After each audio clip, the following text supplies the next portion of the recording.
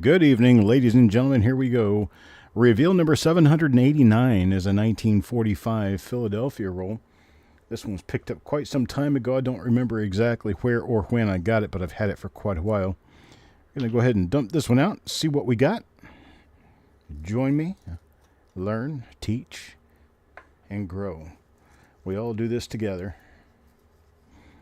All right, here we go. Coin number one. Coin number one will be for Sloppy Stacks. What do you know? Sloppy Stacks happens to be around to see coin number one pop up. Checking for a bunch of different double die obverses, double die reverses. A lot of different kind of cool stuff you can find on 1945 Philadelphia. So we'll flip at least the first 10 coins over and check the reverses. And got nothing going on with this one for right now. So let's move on to coin number two. That would be for Dan. Dan the man. Let's see, I'm not seeing anything with the date. Nothing in or around the eye. Nice earlier die state coin here. This is an early mid die state. No doubling on the obverse though. Let's check the reverse. See if we happen to have anything there. 45 has a number of nice double die reverses, most of them class 6. All right. Hello, Frank. Good evening, sir. Coin number 3 now. This one for Carl. Let's see what Carl has. Nothing there.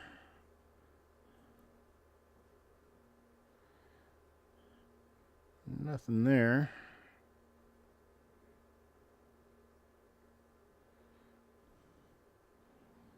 I see some scratches and such, but I don't see anything.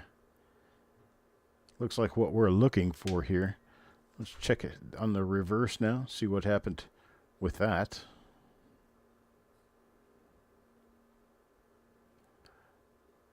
No doubling. No doubling, no doubling. Here we go, coin number 4. Hey, Dirty Water. Coin number 4 goes to Sissy, but I got the name upside down, and my OCDness will not allow that to pass. So I'm going to have to flip the name over. Just one moment. There we go. It's flipped over correctly now. Check Sissy's coin, see what we get. Bunch of struck through grease. That's what all that modeling is out in the field.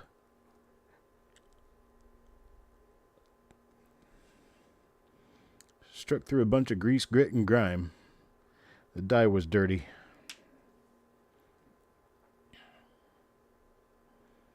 And nothing here on the reverse either.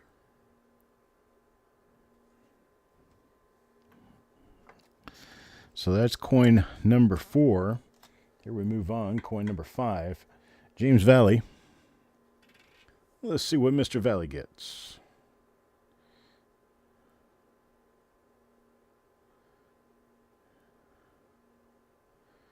And nothing on the obverse. Let's check the reverse.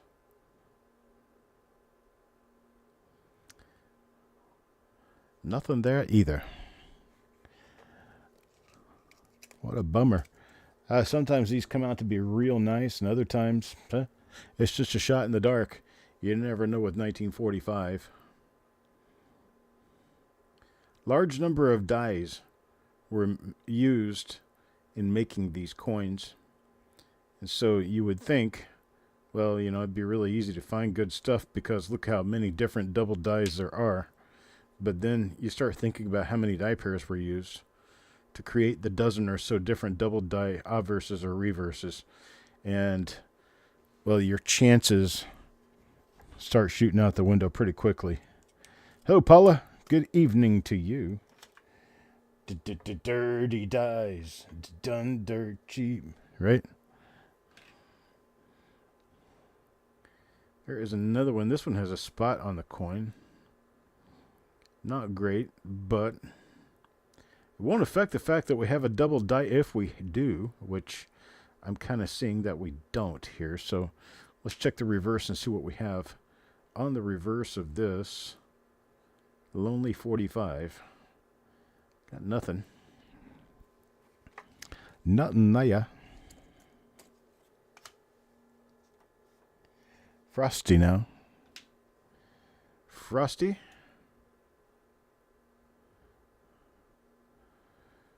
No double die on the obverse.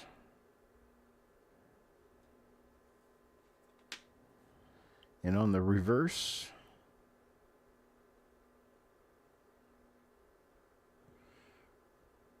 nothing there either. 8 coins in, we haven't found anything. It's a little discouraging to think, but you never know when something could pop up. There's coin number 9 for Mickey. Nothing on the date or the eye.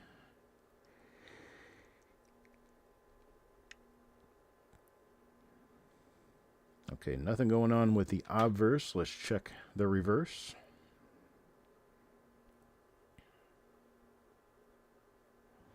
Got nothing there either.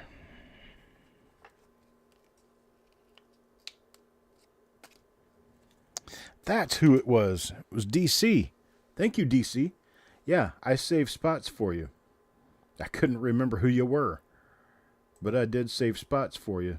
Let me get in here and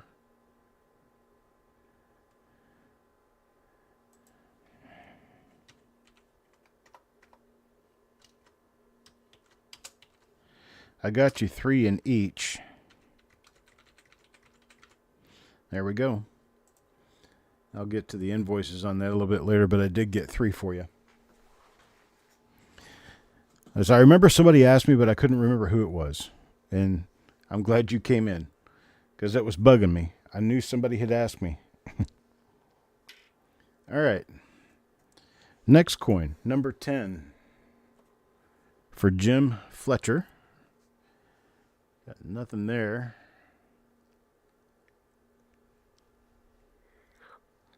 Oh, got some color toning over here.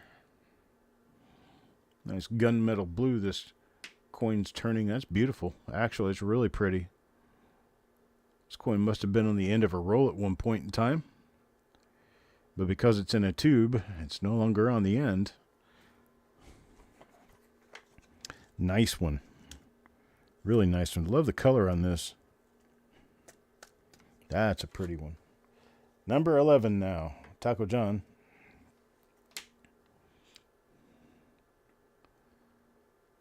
A little bit of brown showing up on this one.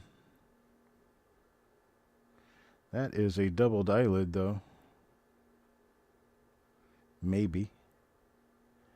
And we'll hold it out and make a determination later as to whether this is listable, but it does appear to be a very weak doubled eyelid.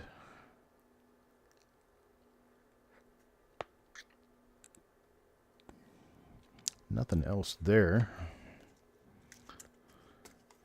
Let's take a look at coin number 12 now. Brad, coin number 12. And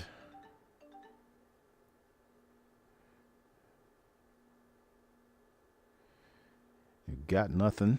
Let's check the reverse.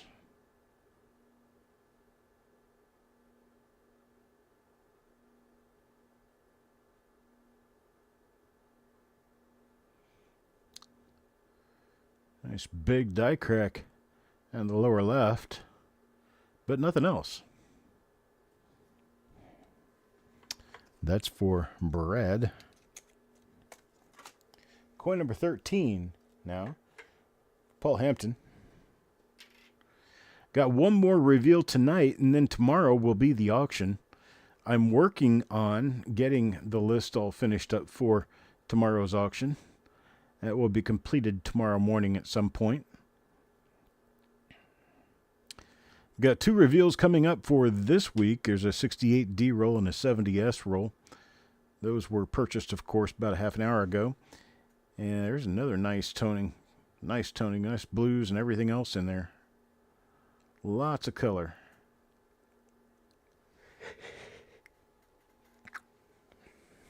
And that one's for Mr. Hampton. Nice crack. Dirty water. There's one for CPC. Let's see what Chubby Pup Chaser gets. Got a fingerprint on this one. And no doubling on the obverse. Let's check the reverse. It's a nice BU coin on the reverse. The obverse has been kind of beaten up a little.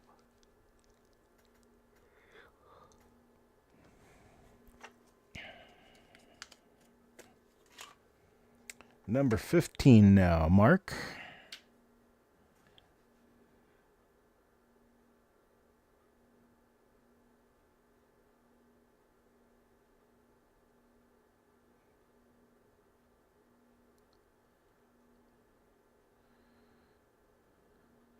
Nothing on the obverse.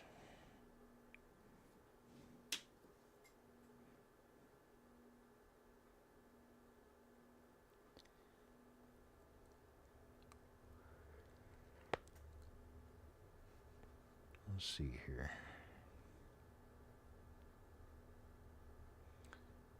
Nope, not doubling. A little reflection showing up there for a second that I thought might be doubling, but it is not. Well, I appreciate that, Frank. Well, my wife finally found something where it has been documented that people with Gulf War illness or other trauma that comes from Gulf War attributes to depression and PTSD, which in turn contribute to diabetes. There is a higher instance, basically a 25% instance of diabetes for those who were exposed to chemicals and fires during the war than those who were not. 25% for those who were and a 12% for those who were not. So there is a little bit of supportive data to show what I'm fighting. So we'll see how that works.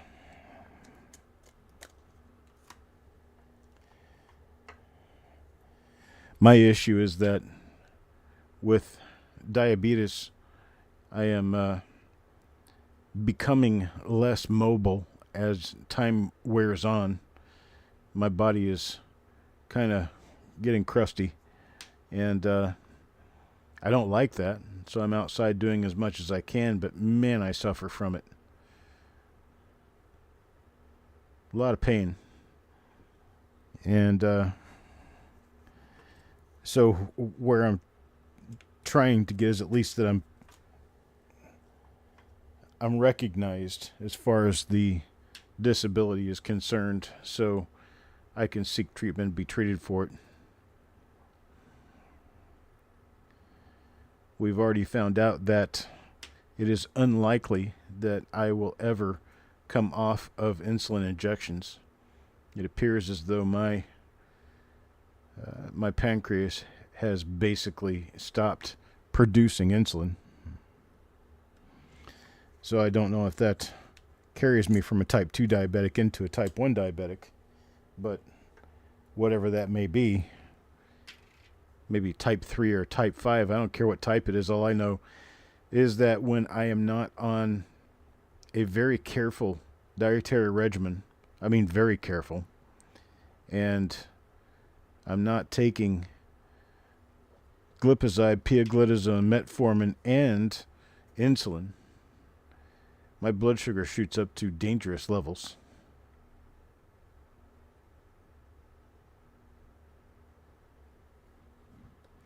So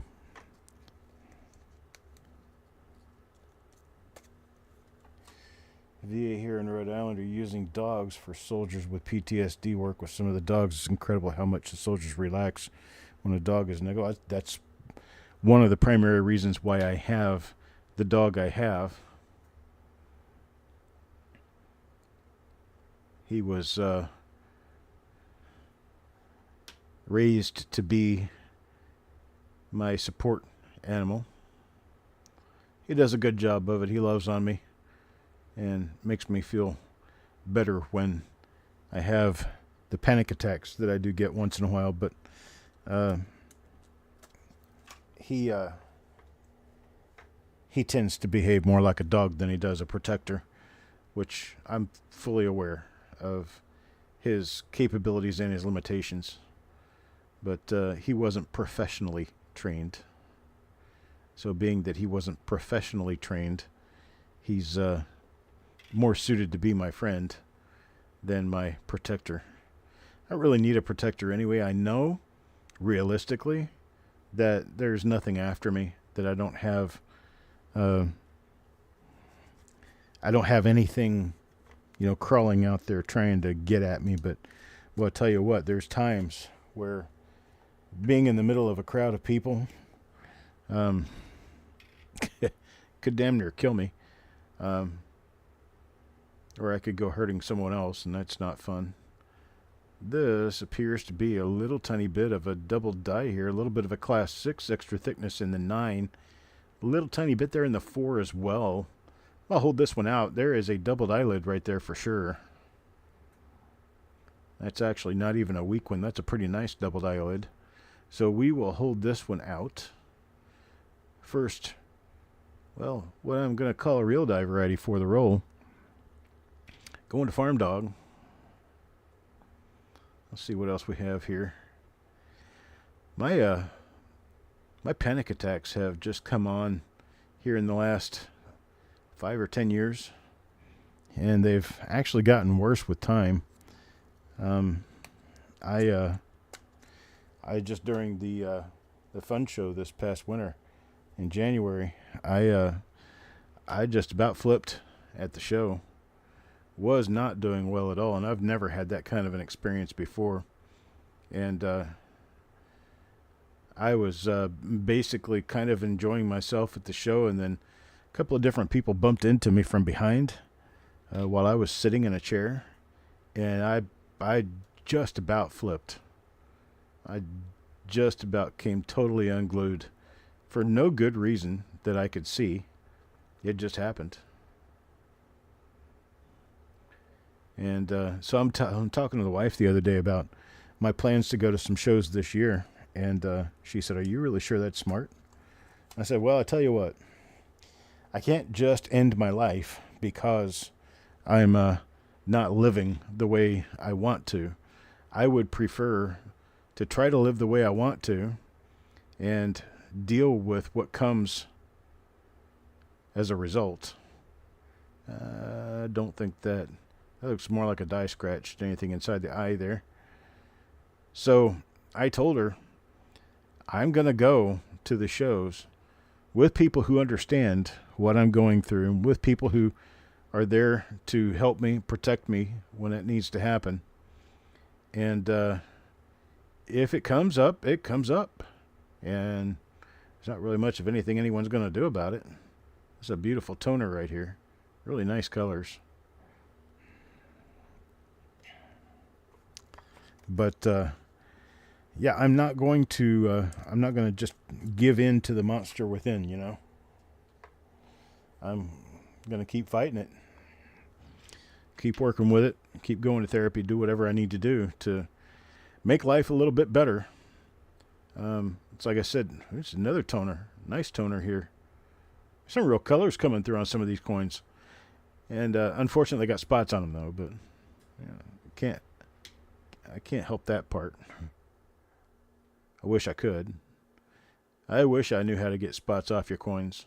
I'd do it for sure. But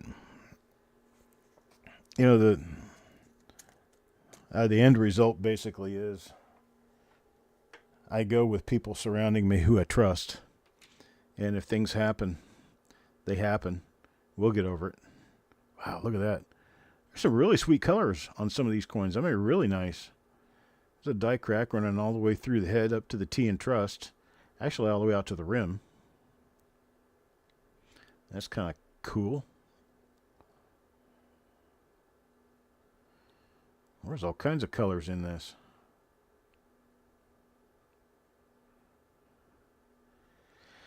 Yeah, Mickey and Robbie and Alan and Eric, the people I generally hang around with regularly at shows.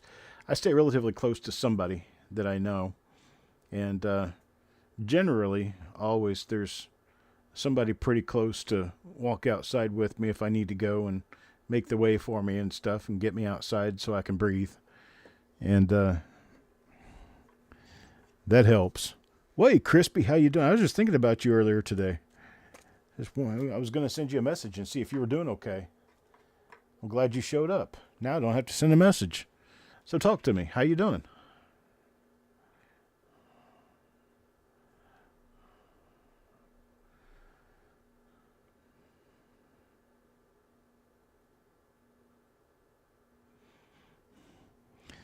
Well, I'm happy for that, Robert. That for sure.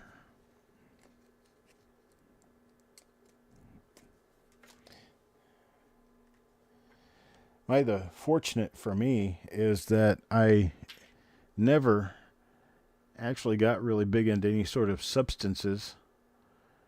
Didn't have a chance to get hooked on anything other than cigarettes because, well, that's pretty much all I did. I gave up the cigarettes 11 years ago. What was it, 2014? Yeah. It'd be 11 years ago. In 2 months, it'd be 11 years ago. You too, Robert. Be good to yourself. So Crispy's all right, I guess. That doesn't sound very convincing.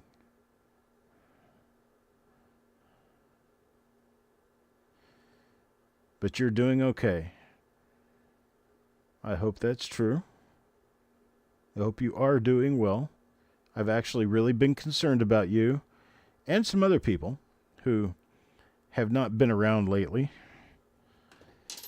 Has nothing to do with money. It's all about, I get used to seeing people and I like those people and I want to keep those people around. Doesn't matter whether you're actually spending money. So I know that some people have run into issues with money because of the economy and the way things are right now.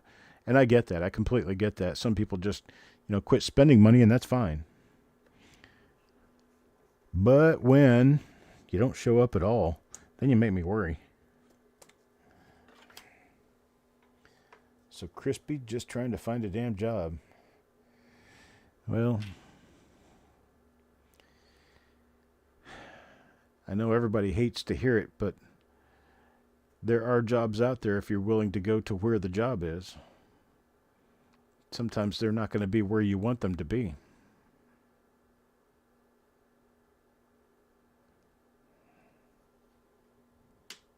I'm looking at the reverse on most of these simply because I know there's a good share of double die reverses on 1945 Philadelphia. Why not this roll, right? I mean, we may not find any, but we're not going to find any if we don't look.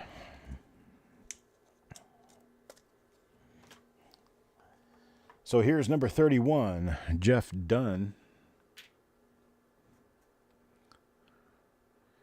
Well, that one looks like it's class 6 double die obverse with the extra thickness in the tail of the 9 and somewhat in the 4.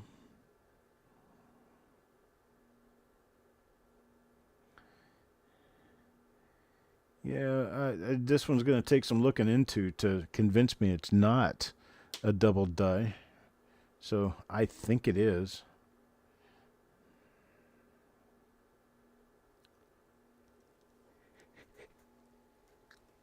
Nothing on the reverse there. But the obverse looks like something to me. Jim, Mr. Fletcher? What do we got here? Nice earlier dice take coin, but this one's got a big hickey in the rim right there. But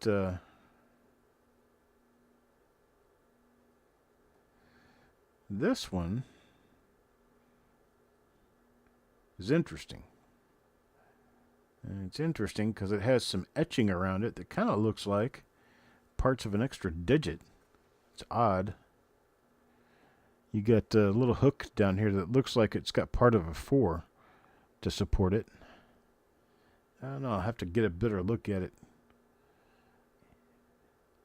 Using two eyes after the show.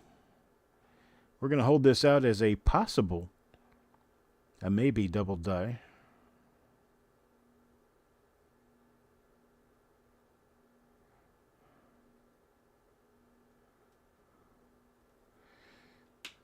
What we got on the reverse? Yeah. We've not seen this die pair yet today.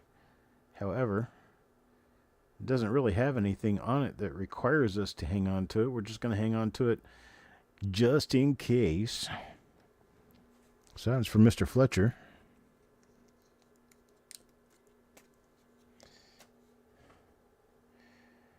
Apply to work as a drain cleaner, plumber.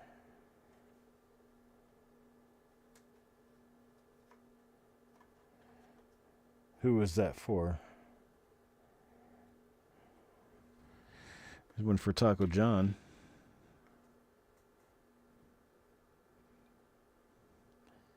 See, I got no such marks on this one. A little tiny bit of maybe a double die lid, but it's really hard to tell. Aha.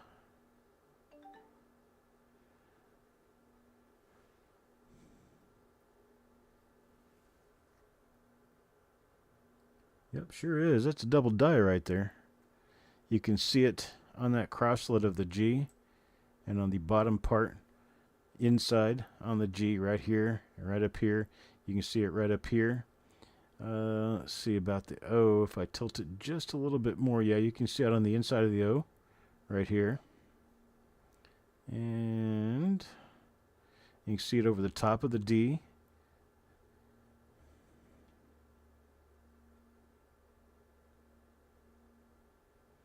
The forehead, the forehead, I don't know exactly what caused that. I just know it's common. What I believe has been spread around that caused that was the lathe, the reduction lathe. They used a thing called a Hanveer reduction lathe back in the day. And it reduced the size of the design down to hub size, down to die size for the actual coin.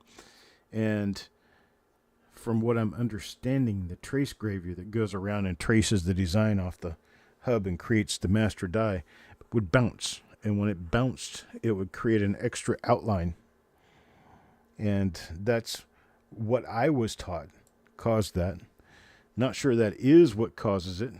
That right there, where you see an extra line around the forehead. I'm not exactly sure what does cause that, but I know it's very common. So I believe it comes from the reduction lathe. That's what John Wexler used to teach it as being. There's another bit of it up here on the top of the head. That high curl right under the W. But yeah, let's take a look at the reverse on this one. This is definitely a double die obverse. It's rather minor, but it's definitely there.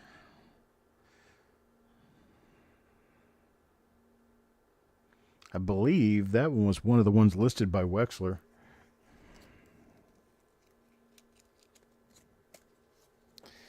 Yeah, I'm not familiar with anyone else really mentioning it, talking about it. People ask about it a lot, and I guess, some people would just give them a generic answer, like, oh yeah, that's just dieware. Well, it's not dieware. That's definite. It's not dieware. I'm just honest. I'll tell you, I don't know what made it, but I know it's common. I see a lot of it. 1940s all the way up through the 50s into real close to 1960. No, it's definitely not dieware. I know that for sure. But some people will tell you that's all it is. Now I've got another double die to be watching for, that double die obverse. I spotted it that last time around, so I'm going to hope that I can go on the idea that I would catch it because I've caught one.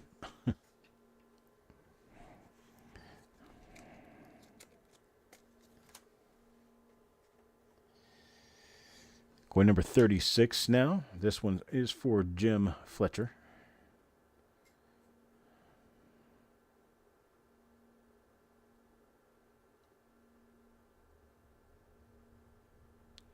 And there it is again in a slightly different form. I'm sure the sharpness of that depends on how new the working hub was and then how new the working die is. Because the hub to place it into the die, it had to be somewhat sharp. Then for the die to place it into a coin, still had to be somewhat sharp. Otherwise you end up with just a bunch of fuzz. Never seen anything like the top of the Monticello building on the outside is fully outlined. One perfect exact line all the way across the top. Don't know. I don't profess to know that much about nickels. However, my suggestion to anyone, when you think you've found something, look for another one. If you get out there and look for another one, if you find one within 50 or 100 coins, you probably have something that's common. If you got to look and look and look and look, and you don't ever see another one, you may have something rare. May. You still don't definitely have something rare. You may have something rare. That's my suggestion. And that's regardless of what kind of coins you're looking at. If you find something you think is a treasure of some sort because of some anomaly you're seeing, get out there and look for more. The more you look for, the more you'll know whether or not what you have found is something really worthwhile. Experience is your number one friend. There's not really anything else that's going to help you as much as experience looking through, well, a metric ton of coins. Then you will be able to spot your die varieties for sure. You will be able to spot better grade coins and know more about grading. I gotta look at this a little more closely.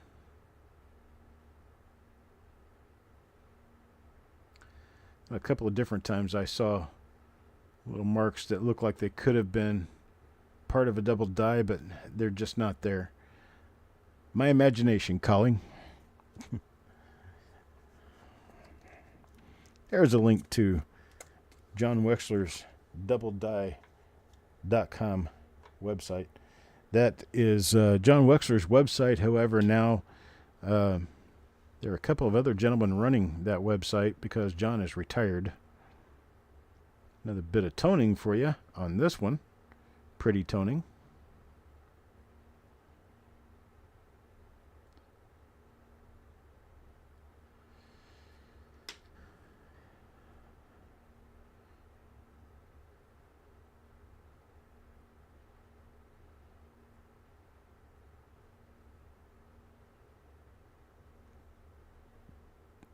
Nothing there. Up to coin number 40 now.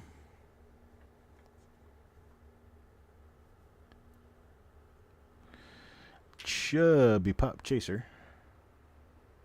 That's a thick one. You can see the extra thickness in the 945 on this. Actually, in the 1 as well. Nice extra thickness. See how it carries up to the top of the design. Slightly. You can definitely see it there.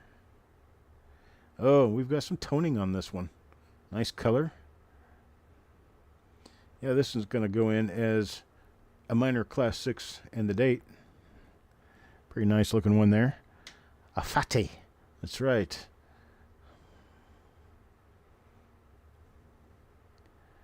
It's a fatty. And nothing on the reverse. But for Chubby Pop Chaser, we're going to set this one aside. Put it in the maybe something good pile.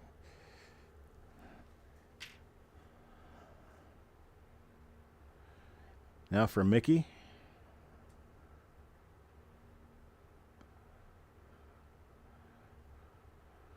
I'm not showing much of nothing on there.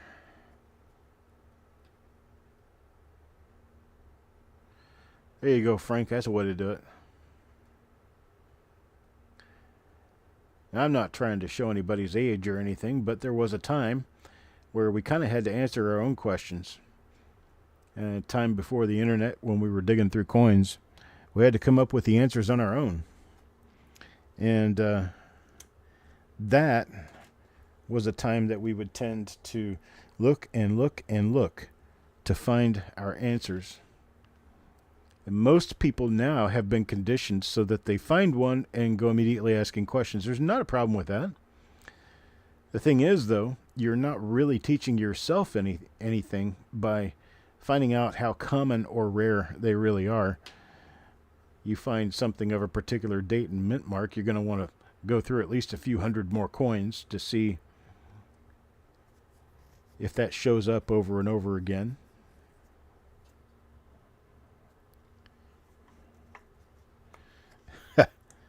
Big Chief tablet, pencil, and paper, and an actual calculator.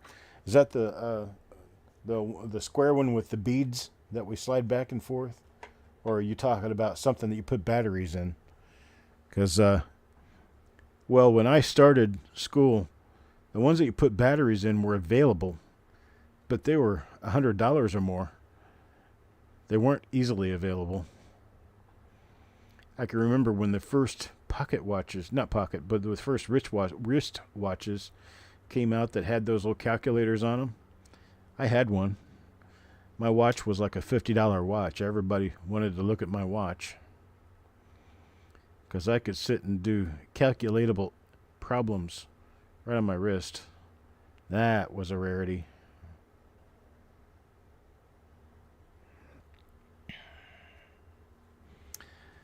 Yeah, Russell, they're called abacus. A bead calculator. Boy, there are people who can do some really fast calculations using those.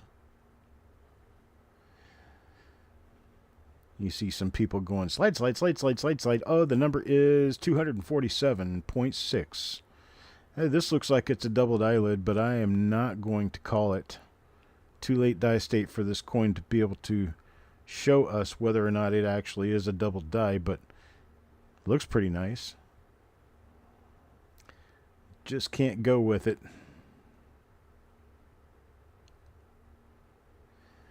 Not Naya.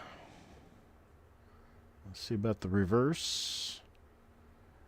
The reverse shows us that it is unable to give us any real information. Slide rule. Slide rule, very different from the abacus and from the battery calculator. But yes, a slide rule. I never knew how to use those, but I had one when I was young. My uncle had given it to me. So it was a ruler that had sets of numbers on the top and the bottom, and then the middle slid back and forth. And there were other numbers in that middle. And I don't know exactly what they were for or how they were used, but it was interesting nonetheless. I never knew how to use that. I just thought it was really cool. So I had one.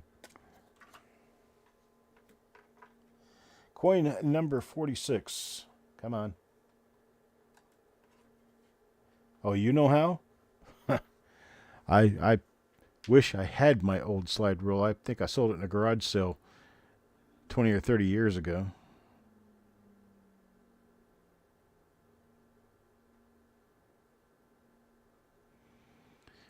Never learned how to use it, and it was sitting in a box. So bye-bye.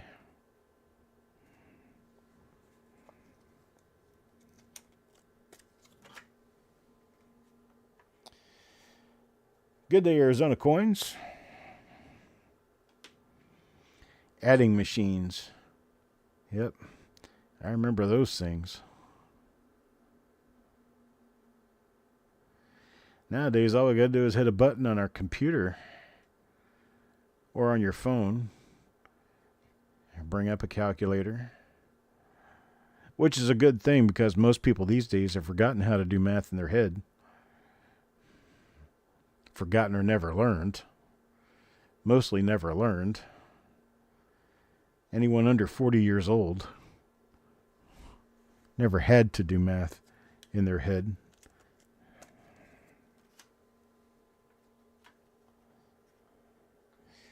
Your dad can add pages of numbers in his head faster than you can enter them in an adding machine. I've seen that before.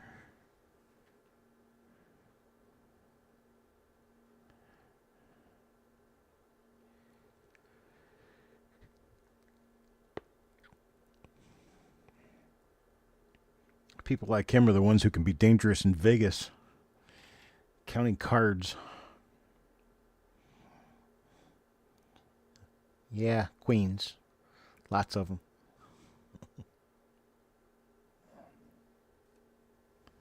Worked in sales, huh? He's 84. Wow. I would like to watch that ability firsthand. Because I know there are a bunch of people from his generation that could do stuff like that. And that's just it's a dead art, actually. We just don't do it anymore.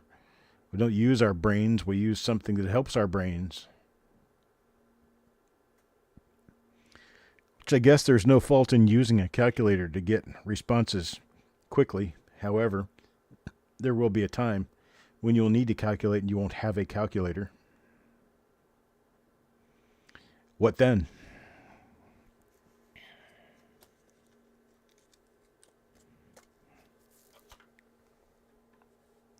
Last coin this roll. Then we'll move on to the 46D roll. Came up with a few minor double dies in this one, however, not really much in the heavy hitter sense of the word. That's it. That's what we've got. 1, 2, 3, 4, 5 coins that I'm going to hold out as die varieties and or possible die varieties. Let's look through the names. We got one for Farm Dog, one for Jeff Dunn, Jim Fletcher, got Chubby Pop Chaser, and Taco John. So that's what we've got there. Folks, I'm going to be back on here in about 5 or 10 minutes with our last reveal for the week. It's going to be the 1946D. It's going to be reveal number 790. 790 coming right up. I hope you guys are there with me. And for now, I'm out. See you in a few.